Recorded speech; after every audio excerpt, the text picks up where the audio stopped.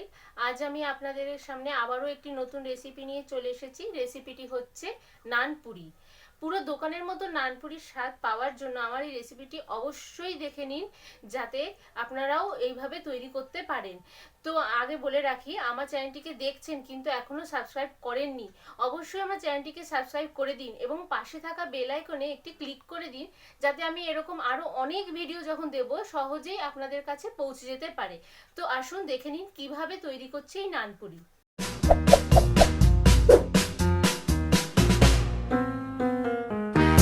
নান তৈরি করার জন্য আমি এখানে বড় কাপের 4 কাপ ময়দা নিয়ে নিয়েছি।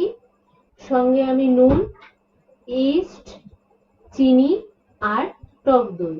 তো এবার ময়দাটা মেখে নেওয়ার আগে আমি ঈষৎ উষ্ণ গরম জল করে নিয়েছি। একটা বাটিতে আমি জল নিয়ে নিলাম, ঈষৎ উষ্ণ জলটা। এবার আমি এর সাথে ইস্টটা পুরো ঢেলে দেবো।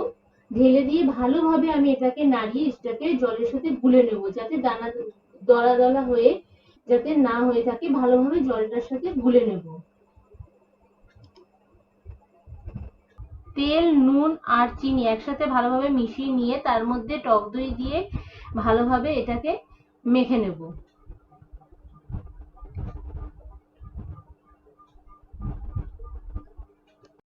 এবার গরম জলে যে ইস্টটা গুলে রেখেছিলাম সেই ইস্টটা এবার আমি এই ময়দার মধ্যে পুরোটা দিয়ে দেবো। পুরোটা একসাথে দিয়ে এবার এটাকে ভালোভাবে হাত দিয়ে মেখে নেব।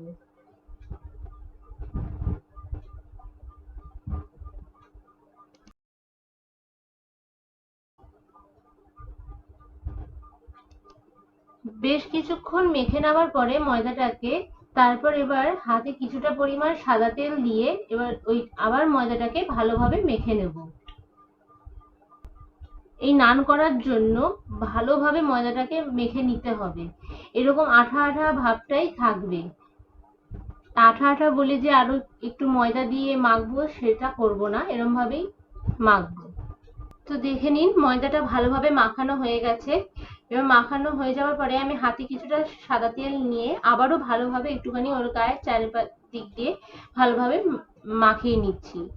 তো এরকম ভাবে কিছুটা একটু ভালোভাবে মাখিয়ে নেওয়ার পরে আমি এটাকে থালা দিয়ে ভালোভাবে টাইট ভাবে আটকে রেখে দেবো। থালা দিয়ে ভালোভাবে শক্তভাবে টাইট করে আটকে রাখবো। এবার চারপাশ দিয়ে একটা কাপড় দিয়েও ঢেকে দেবো, যাতে কোনোভাবেই এর মধ্যে হাওয়া না ঢুকতে পারে। তো এইভাবে রেখে দেওয়ার পরে 2 ঘন্টা আমি এভাবে রেখে দেবো। রেখে দেওয়ার ফলে কি হবে, এটা ফুলে পুরো এর ডবল হয়ে যাবে। তো আমার 2 ঘন্টা হয়ে গেছে, দেখে নিন আমি এই যে তুলে দিয়েছি, যা মেখেছিলাম তার ডবল হয়ে গেছে। তো এরকম ভাবে যখনই এর ডবল হয়ে যাবে তখনই বুঝবেন যে আপনার মাখাটা পুরো পারফেক্ট মাখা হয়েছে। নইলে যদি না ফুলে ওঠে, ঠিক পরিমাণ মতো যদি সবকিছু না দেওয়া হয়, তাহলে নান সেই দোকানের মতো, যেরকম নান আমরা খেয়ে থাকি সেই দোকানের মতো হবে না। বেশি মোটা এই নান করব না, মিডিয়াম সাইজের করব। আর এই নান ভাজতে ডুবো তেলে ভাজতে হয়, তাহলে ভালো হয়।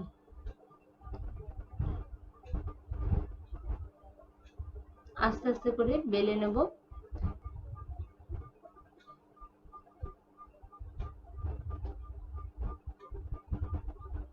ঠিক এইভাবেই পরপর সবগুলো আমি বেলে নেব। কড়াইতে তেল গরম হয়ে গেছে, এবার তেলের মধ্যে আমি যেটা বেলে নিয়েছিলাম সেটা আমি তেলের মধ্যে দিয়ে দিলাম। আস্তে আস্তে করে এটাকে ভেজে নেব। দেখুন কত সুন্দরভাবে এটা হচ্ছে, ফুলে উঠছে আর দেখতে কতটা সুন্দর লাগছে। বেশি কড়া করে ভাজবো না, হালকা হালকা লাল ভাব হবে, বেশি লাল ভাব হবে না। সাদা ভাবটাই বেশি রাখার চেষ্টা করব, কারণ দোকানের নানগুলো দেখবেন সাদা সাদা ভাবটাই বেশি থাকে আর দেখতেও খুব সুন্দর লাগে।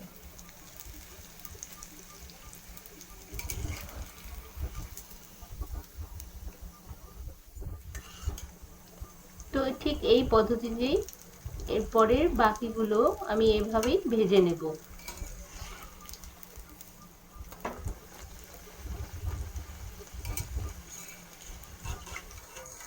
তো দেখে নিন আমার নানের রেসিপি পুরো কমপ্লিট। দেখে নিন কত সুন্দর হয়েছে, পুরো দোকানের মতো একদম, আর কতটা সফট নরম হয়েছে বুঝতেই পারছেন। আর সত্যি এটা খেতে খুব স্বাদ হয়েছে, পুরো দোকানের মতো। তো দোকানের মতো পুরো এরকম রেসিপি পেতে হলে আমার চ্যানেলটিকে দেখে নিন, এবং ভালো লেগে থাকলে অবশ্যই আমার চ্যানেলটিকে সাবস্ক্রাইব করে দিন এবং পাশে থাকা বেল আইকনে একটি ক্লিক করে দিন, যাতে আমি আরো অনেক যখন ভিডিও দেব সহজেই যাতে আপনাদের কাছে পৌঁছে যেতে পারে।